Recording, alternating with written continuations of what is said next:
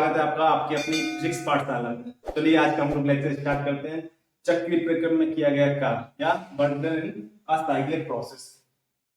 तो देखो बच्चों, हम लोग पहले समझते हैं कि साइक्लिक प्रोसेस क्या होता है, फिर इसके बाद हम लोग इसको कैलकुलेट करेंगे कि एक साइक्लिक प्रोसेस में जो किया गया कार्य होता है वो कितना होता है। तो देखो हम लोग कुछ ऐसे समझते हैं साइक्लिक प्रोसेस से मतलब जैसा कि नाम से क्लियर हो रहा है साइक्लिक प्रोसेस या चक्रीय प्रक्रम।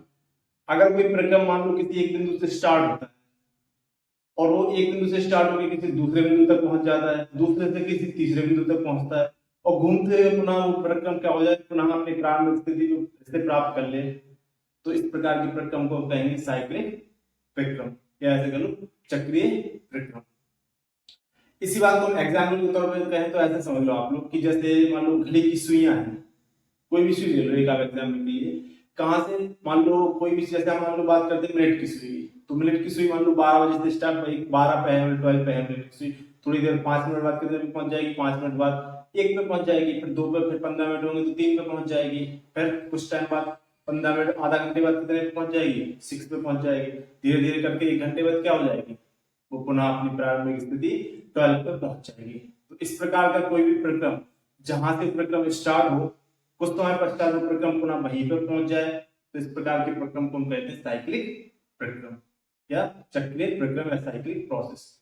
तो चूंकि वो तो हमने एक एग्जाम्पल गणित के लिए आपको बताया है, लेकिन हम यहाँ पे हमें बात करनी है किसी गैसीय सिस्टम की, कि किसी भी गैसीय सिस्टम में मान लो कोई प्रारंभिक स्थिति है, कुछ उसकी इनिशियल पोजीशन है और उसमें हम कुछ प्रोसेस करते हैं, work done by the system होता है या work done by the system या work done on the system होता है, या निकाय द्वाराकार किया जाता है, निकाय प्रकार किया जाता है। विभिन्न प्रकार की प्रोसेस से होते हुए जो अपना सिस्टम है पुनः अपनी प्रारंभिक स्थिति पर पहुंच जाए, तो इस प्रकार के यहाँ पे सिस्टम को क्या कहेंगे कि ये साइक्लिक प्रोसेस है या चक्रीय प्रक्रम। तो ये तो आपको क्लियर हो गया होगा कि चक्रीय प्रक्रम से मतलब क्या होता है। सीधा सीधा कोई भी ऐसा प्रक्रम, क्योंकि हम यहाँ पे अपने टॉपिक से रिलेटेड बात करेंगे, तो थर्मोडायनामिक्स में कोई भी ऐसा प्रक्रम जिसमें निकाय अपनी प्रारंभिक स्थिति से होते हुए विभिन्न परिस्थितियों में होते हुए पुनः अपनी प्रारंभिक स्थिति पर कैसे पहुंच जाए, तो ऐसे प्रक्रम को हम क्या कहेंगे, चक्रीय प्रक्रम। देखो हम लोगों ने इसके पहले लेक्चर में पढ़ा हुआ है कि जब कोई गैसीय निकाय अपनी स्थिति में परिवर्तन करता है, या तो उसका वॉल्यूम कम होता है या फिर वॉल्यूम बढ़ता है विभिन्न प्रकार से, तो कुछ ना कुछ वर्क डन होता है। अब वर्क डन किस प्रकार से होता है, वर्क डन से मतलब कुछ कार्य किया जाता है, या तो कार्य निकाय के द्वारा किया जाता है या फिर कार्य निकाय पर किया जाता है। जैसा कि हमने पिछले लेक्चर में आप लोगों को बताया है कि अगर मान लो कोई पिस्टन है, मान लो इसको हमने एक पिस्टन मान लिया, एक सिलेंडर है, पिस्टन ऊपर की तरफ ऐसे जा रहा है, तो जो कार्य होगा वो किसके द्वारा किया जाएगा, कार्य गैस के द्वारा अर्थात सिस्टम के द्वारा कार्य किया जाएगा, work done by the system. अगर मान लो कोई पिस्टन ऐसे लगा हुआ है और गैस में कंप्रेस कर रहे हैं, हम लोग गैस को दबा रहे हैं, आयतन को कम कर रहे हैं, तो ऐसी परिस्थिति में क्या होगा, जो कार्य जो होगा, वर्क डन जो होगा, क्या होगा, ऑन द सिस्टम। तो चूंकि यहाँ पे एक साइक्लिक प्रोसेस है, प्रोसेस कोई भी प्रकार से रहा हो, साइक्लिक तो क्या है, प्रारंभिक स्थिति जहां से हुई वहां से लौट के आ गए, लेकिन यहाँ पे कुछ ना कुछ वर्क डन हुआ होगा। तो सबसे पहले हम एक कैलकुलेट कर रहे हैं कि एक साइक्लिक प्रोसेस जब होगा तो उसमें वर्क डन किस प्रकार से होगा, कितना प्रोसेस होगा, कितना वर्क डन होगा। देखो देखो दोस्तों, तो हमने माना, क्योंकि हमने यहाँ पे एक चित्र बनाया है, इस चित्र के बारे में जो पीवी डायग्राम में देखो इसको और समझ लेते हैं। ये हमने मान लिया एक वाई एक्सिस हो गई, परपेंडिकुलर एक्सिस हो गई, या फिर क्षैतिज अक्ष हो गई, देखो हॉरिजॉन्टल। इस अक्ष पर हमने क्या ले लिया, इस अक्ष पर हमने ले लिया उस गैसीय निकाय का प्रेशर, कि जो गैस है अपने सिलेंडर में भरी हुई है, कोई हमने मान लिया कि क्योंकि हमने यहाँ पे सिलेंडर के चित्र नहीं बनाया हुआ है, वो हम कल्पना करके चल रहे हैं। तो एक सिलेंडर जिसमें गैस भरी हुई है, उसकी जो उसका जो प्रेशर होगा उस गैस सिस्टम का, उसको हम इस अक्ष पे दर्शाएंगे पी है, और जो आयतन होगा उसको हम इस अक्ष पे दर्शाएंगे बी है। तो हमने माना कि जो अपना गैसीय सिस्टम है उसकी प्रारंभिक कंडीशन ए है, प्रारंभिक अवस्था ए है, कैपिटल ए पे है गैसीय निकाय। अब क्या होता है, ऐसे मान लिया कोई ऐसा सिलेंडर रहा होगा और हमने ये माना कि इस सिस्टम में क्या होता है, गैसीय निकाय में प्रसार होता है, एक्सपेंशन होता है ऐसे, और वो मान लो जो अंतिम अवस्था है एक्सपेंशन की पश्चात, प्रसार की पश्चात, वो कौन सी हो गई, मान ली बी हो गई। देखो हम चित्र के माध्यम से यहाँ पे समझा रहे हैं कि मानो हमने चित्र में पीवी डायग्राम है ना, तो कोई सिस्टम रहा होगा, कोई गैसीय सिस्टम, और वो पहले अवस्था ए पे था, कंडीशन ए पे, और उसका प्रसार हो गया, वो कहाँ पे पहुंच गया, कंडीशन बी पे पहुंच गया। ये अपना पीवी डायग्राम। प्रसार कैसे, देखो पहले वॉल्यूम कहाँ रहा होगा, पहले वॉल्यूम यहाँ कहीं पे रहा होगा, डी पॉइंट पे। जब प्रसार हुआ गैस का तो वॉल्यूम कहाँ पे आ गया, सी पॉइंट पे, देखो वॉल्यूम बढ़ रहा है कि नहीं बढ़ रहा। इस अक्ष की तरफ हम लोग ऐसे बढ़ेंगे तो आयतन में वृद्धि होगी, वॉल्यूम बढ़ेगा। इस अक्ष की तरफ ऊपर की तरफ जाएंगे तो प्रेशर बढ़ेगा, नीचे की तरफ आएंगे तो क्या होगा, प्रेशर। तो इतना क्लियर हो गया कि कोई गैसीय सिस्टम या गैसीय निकाय में क्या हो रहा है, प्रसार हो रहा है, वो अवस्था ए से अवस्था बी तक जा रहा है। कौन सी मार्ग से अवस्था ए से अवस्था बी तक जा रहा है, तो जो अपना मार्ग है पीवी डायग्राम में देखें तो capital A small capital B. तो अगर हम बात करें कि इस प्रसार में अपने गैसीय सिस्टम को अवस्था ए से अवस्था बी तक जाने में किया गया कार्य कितना होगा, देखो एक बार बताओ। यहाँ पे क्या हो रहा है, यहाँ पे गैस का एक्सपेंशन हो रहा है, प्रसार हो रहा है। तो वर्क डन जो होगा, जो किया गया जो कार्य होगा, किसके द्वारा कार्य किया जाएगा, सिस्टम पर कार्य किया जाएगा, सिस्टम के द्वारा कार्य किया जाएगा।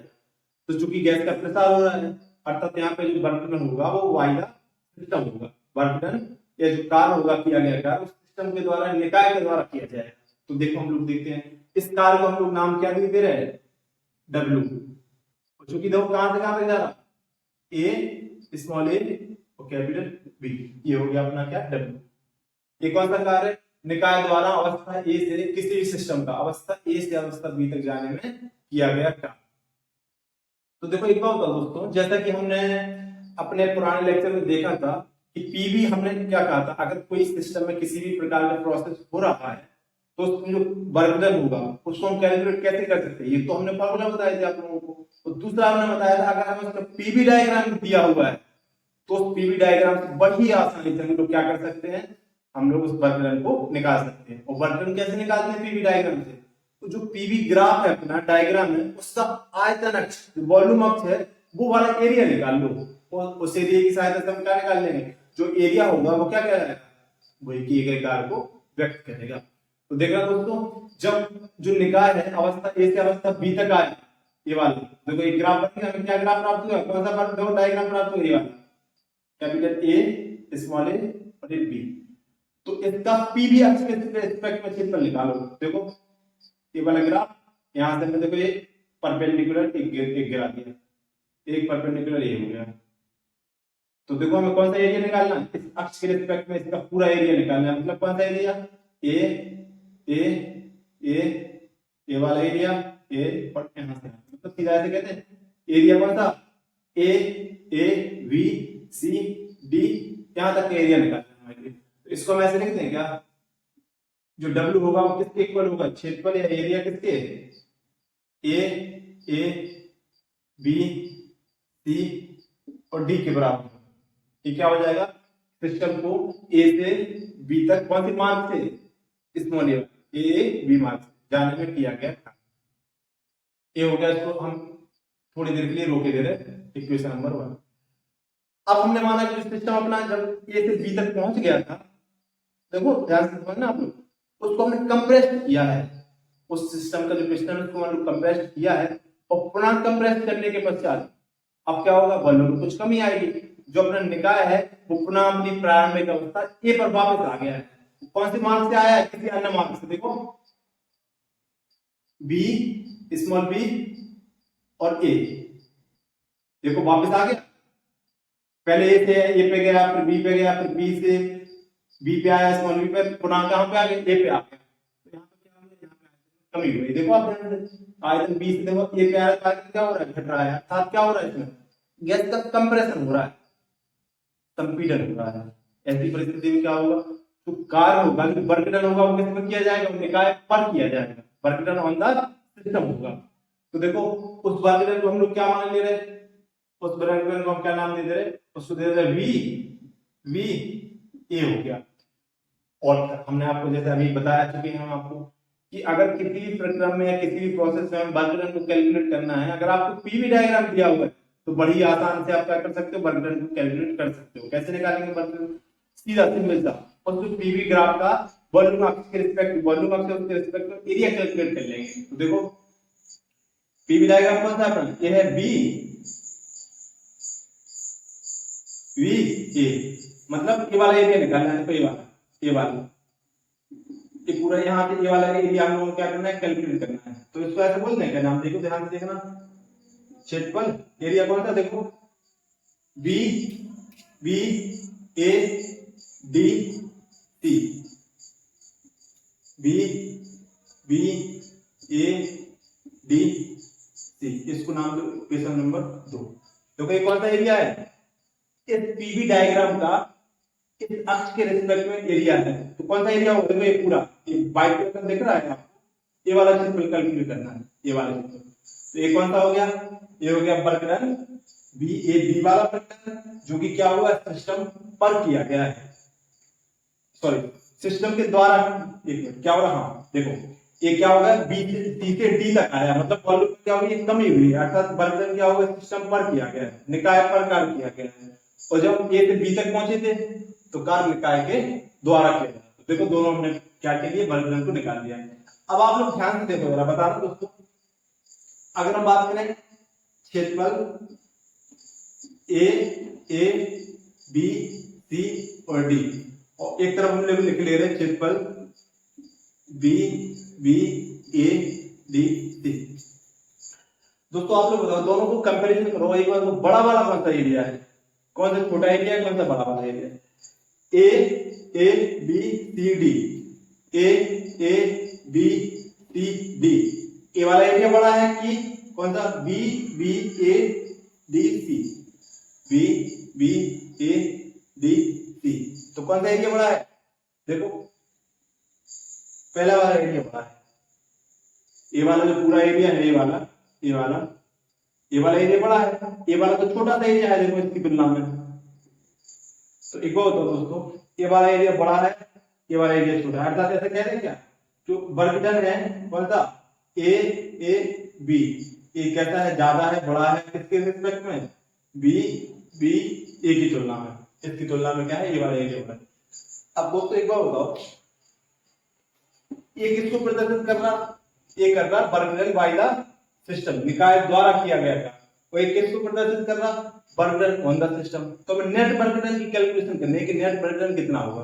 देखो आप लोग ऐसे समझ लो कि आप जब कहीं गए, चलो हम इसको एक एग्जांपल से आपको समझा रहे हैं, पहले फिर हम इसको थोड़ा सा आगे लेके चल।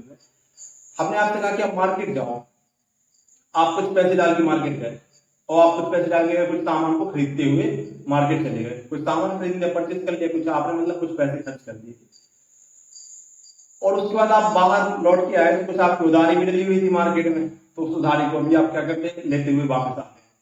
अब हम कहेंगे आपके पास नेट पैसे कितने हैं बताओ। जाओ, इस पूरा प्रोसेस हुआ, जब आप घर से निकले मार्केट की तरफ, मार्केट में आपने कुछ सामान खरीदा, कुछ खर्च किए पैसे, और जब लौटते हुए आ रहे थे तो कुछ पैसे आप उधारी थी जो आपके डली हुए थे, किसी से आपको व्यक्ति से चाहिए थे, वो भी आप लेते हुए आ रहे हो, तो कुछ पैसे आपके पास आ गए हैं, और कुछ पैसे आपके पास क्या हो गए? खर्च हो गए हैं। तो इस प्रकार से कुछ आपके अमाउंट में चेंजेस हुए हैं। तो हम कहेंगे आप इनको बताओ कि नेट अमाउंट आपका कितना खर्च हुआ है। कौन से प्रक्रम में? आपके घर से बाजार जाने में, बाजार से वापस आपके घर आने में, अर्थात जो टोटल नेट प्रोसेस हुआ है, चक्रीय प्रक्रम हुआ है, साइक्लिक प्रोसेस, इसमें आपका कितना अमाउंट टोटल खर्च हुआ है। तो आप क्या कहोगे? आप कहोगे पहले हम देखेंगे हमने कितना खर्च किया है, कितना हम लेके गए, कितना खर्च कर दिया हमने, उसके बाद हमें कितना मिला है। दोनों को हम क्या करेंगे? दोनों को कैलकुलेट करके हम बता देंगे हमने टोटल ज्यादा फायदे में रहे कि नुकसान में रहे। अर्थात ज्यादा खर्चा हो गया कि बराबर बराबर उतना जितना खर्चा हुआ उतने हमें पैसे मिल गए हैं, कि क्या होगा कि कुछ परिवर्तन नहीं है। तो इसको तो हम लोग कैलकुलेट करते हैं। तो दोस्तों देखो यहाँ पे जो वर्कडन बाय द सिस्टम है वो कैसा है? ज्यादा है, और वर्कडन ऑन द सिस्टम वो कैसा है? वो कम है। तो अगर हम नेट वर्कडन की बात करें तो तुमने मान लिया नेट वर्कडन क्या हो गया?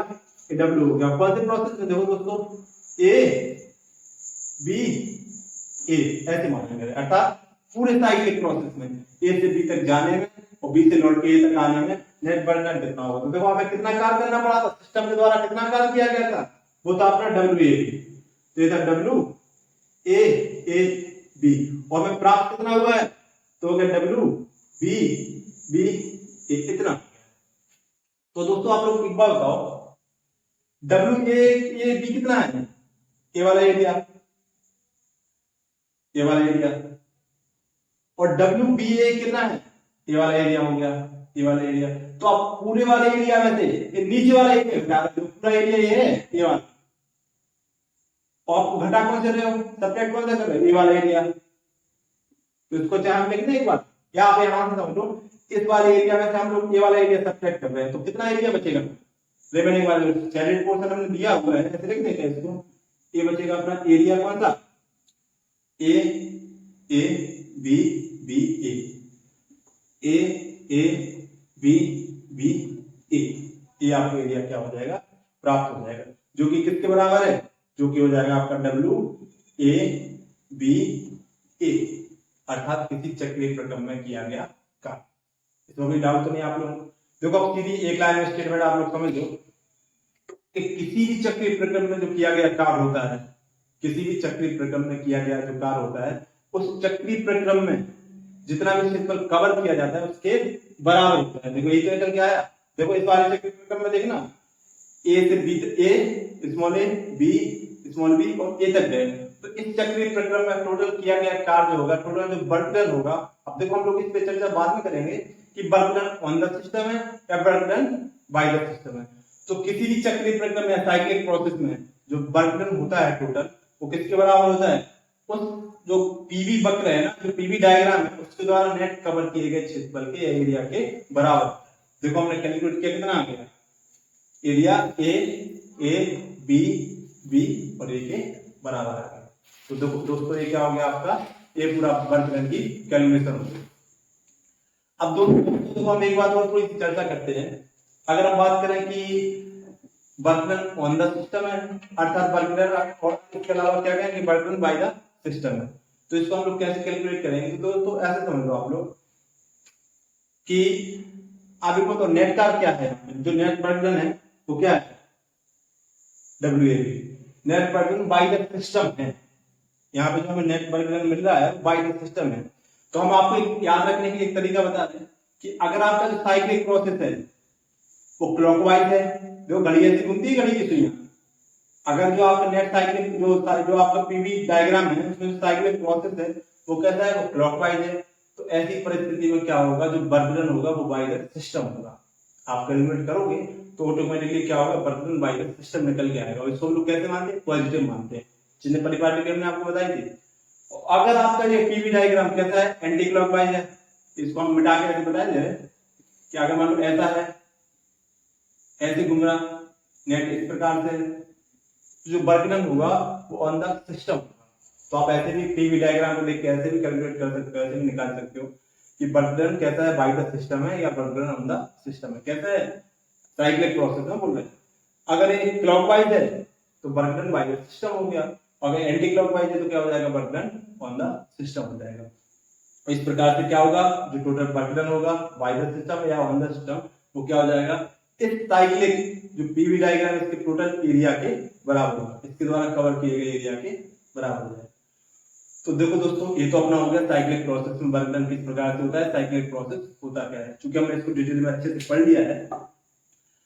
अब इसके बाद हम लोग थर्मोडायनामिक्स को थोड़ा सा और आगे देखेंगे, और इसके बाद हम लोग जो न्यूमेरिकल प्रॉब्लम्स हैं उसको देखेंगे। विभिन्न जो वेरियस आपके एग्जाम्स हैं, चाहे पीजीटी हो गया, टीजीटी हो गया, बीएससी हो गए, उसमें जो न्यूमेरिकल्स आते हैं, कैसे कैसे न्यूमेरिकल्स बनते हैं, या जो आपके और भी कॉम्पिटिटिव एग्जाम होगा तो उसको हम चर्चा करेंगे। तो दोस्तों आप लोग पढ़ते रहें, तैयारी करते हैं अच्छे से, और इसी के साथ साथ धन्यवाद।